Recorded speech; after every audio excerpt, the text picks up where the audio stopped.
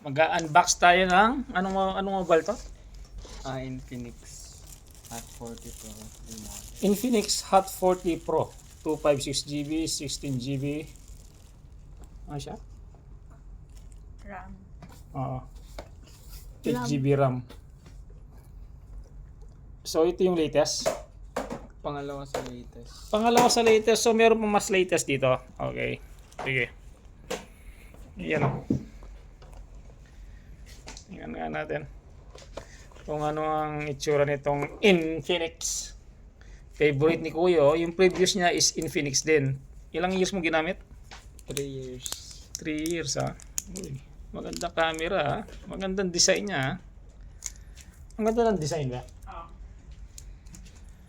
Okay.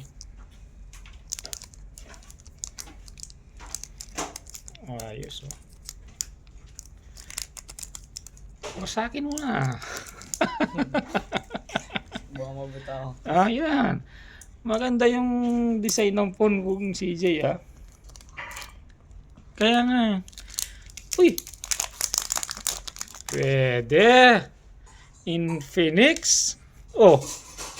Para siyang iPhone. Design iPhone. Ayos oh. Oh. Parang iPhone din. Ayan oh. Infinix. May headset to CJ ah. Free Ayan oh. headset. Infinix. Maganda actually yung design niya. Mura siya ha. Magkano to kaya? 33 watts. 700 nak no. Sa Pinas ano lang yan 7499. It's 700 dirhams. So sa Pinas is 7,000 lang.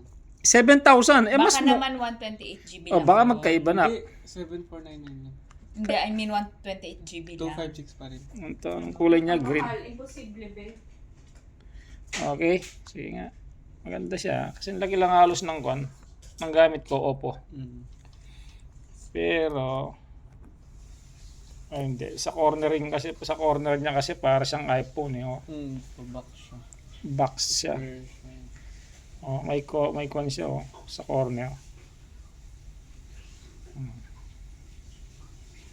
Maganda.